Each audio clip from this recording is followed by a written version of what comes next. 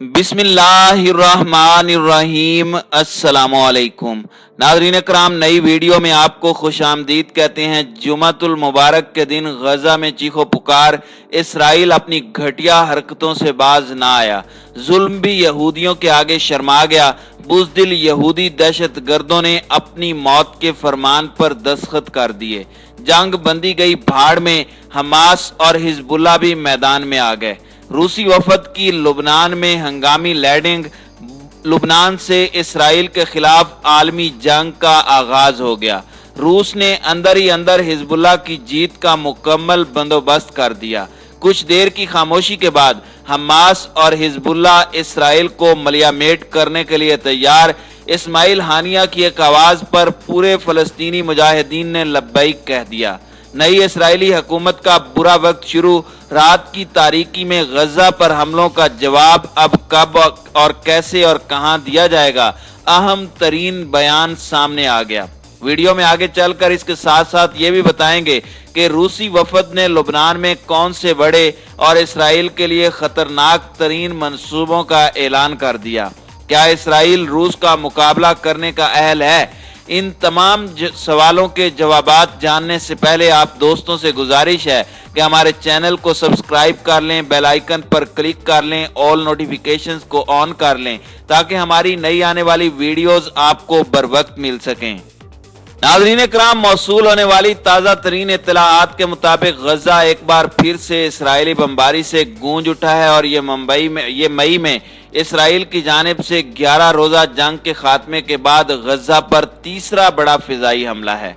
Hamas और Hezbollah इससे कबल भी 2 मरतबा इसराइल को खबरदार कर चुके हैं कि यह काम करना इसराइल के लिए आग से खेलने के मुतरादिफ है, लेकिन इसराइल आए रोज तरह तरह के बहाने बनाकर गजा पर बमबारी करने की कोशिश करता है।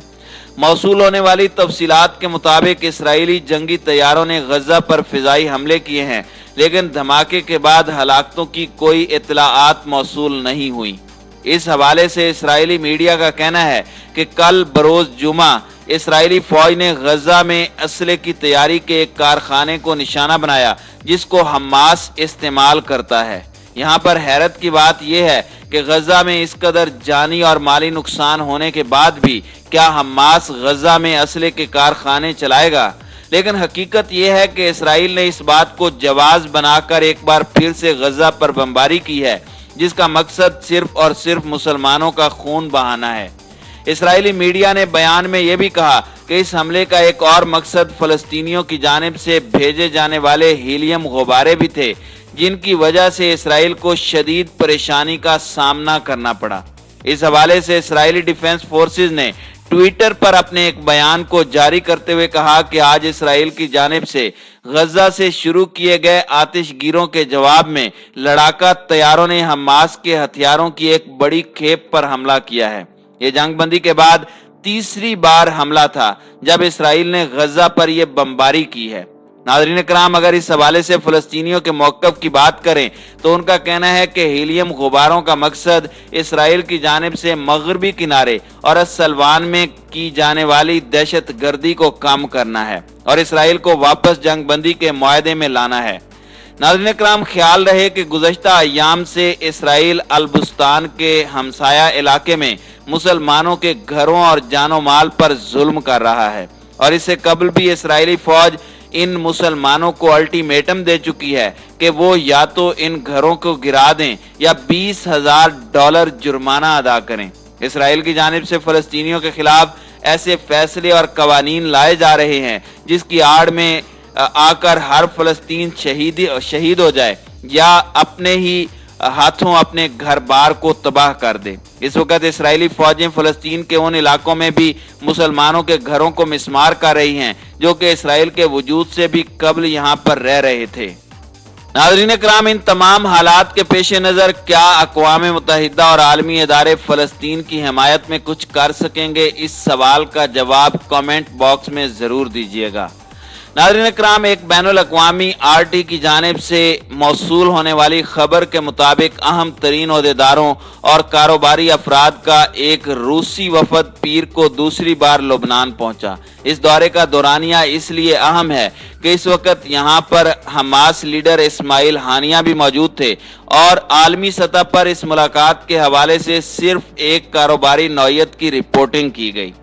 नाज़रीन इकराम, अगर मंजर आम पर आने वाली रिपोर्ट्स की बात करें तो रूसी वफद लुबनान में एक मंसूबे के तहत आया है जिसमें तेल और बिजली के साथ साथ बैरूत और त्राबलस की बंदरगाहों की तामीर नौ की पेशकश भी है, लेकिन इसके बरक्स मामला कुछ और है। नाज़रीन इकराम, हमास और हिजबुल्लाह और रूसी वफद के माबैन होने वाली यह मुलाकात किसी आम नौयत की नहीं थी, जिसका अंदाजा गुज़श्ता रोज होने वाले इस हमले से लगाया गया जिसमें इसराइल के 4 ड्रोन हिजबुल्लाह के हाथों तबाह हुए। नाज़रीन इकराम, हिजबुल्लाह, हमास और रूसी वफद के माबैन होने वाली मुलाकात में मसला फ़लस्तीन ज़ेर बहस आने के साथ साथ लुबनान और गजा में होने वाली तबाहकारियों के बारे में भी भरपूर मदद फराहम करने की यकीन दहानी करवाई गई है। खबर यह भी है कि यह वफद ज़ोरानी और त्राबलस में 2 ऑयल रिफाइनरियों और लुबनान के दूसरे हिस्सों में 2 पावर प्लांट्स की मुरम्मत की फिजिबिलिटी का मुतालिया करेगा।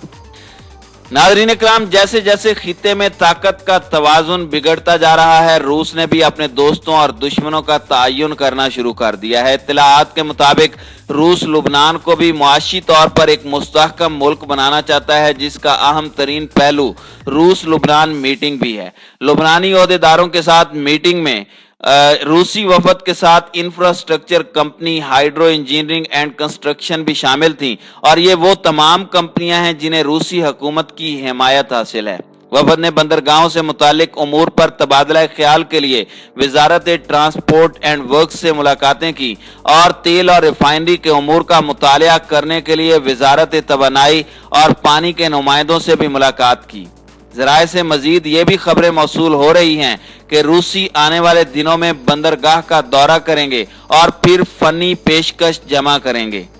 नाज़रीन इकराम, मकबूजा बैतुल मक़दस और यरूशलेम में हमास के तर्जमान मोहम्मद हम्माद ने कहा कि सिलवान में अल-बुस्तान के पड़ोस में इसराइल की जानिब से कब्जे की जो कोशिश की जा रही है, ये खुलम खुला कवानीन की खिलाफ वर्जी है।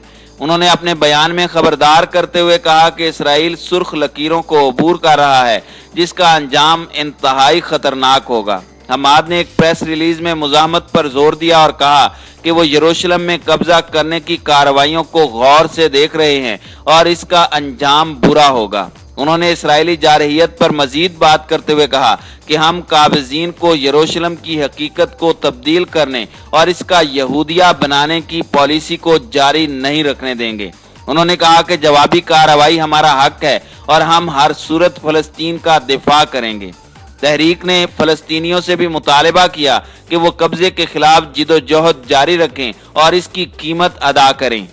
तहरीक ने फ़लस्तीनियों से यह भी मुतालबा किया कि वो कब्जे के खिलाफ मुज़ाहमत जारी रखें और इसकी कीमत अदा करें। उन्होंने सालिसीन से यह भी मुतालबा किया कि वो यरूशलेम, उसके अवाम और मुक़द्दस मकामात पर इसराइली जारहियत से निपटने के लिए कार्रवाई करें, वरना नताइज इंतहाई ख़तरनाक होंगे। फ़लस्तीनी इंतज़ामिया के सरबराह महमूद अब्बास ने अबू धाबी में सेहूनी हुकूमत का सफारत खाना खोले जाने पर रद्द अमल का इजहार देते हुए कहा कि इसराइल और बाज़ अरब ममालिक के दरमियान ताल्लुकात की बरकरारी से अमन कायम नहीं हो सकता। फ़लस्तीनी इंतज़ामिया के सदर महमूद अब्बास ने रामुल्ला में एक तकरीब से खिताब के दौरान कहा कि खित्ते में अमन और सुलह का क़याम उसी वक़्त कायम होगा जब गासिबाना कब्जा ख़त्म होगा और फ़लस्तीनियों को उनके हुकूक मिल जाएंगे। उनका कहना था कि खित्ते में अमन का वाहिद रास्ता फ़लस्तीनियों की आज़ादी और खुद मुख्तारी और उनके हुकूक को तस्लीम करना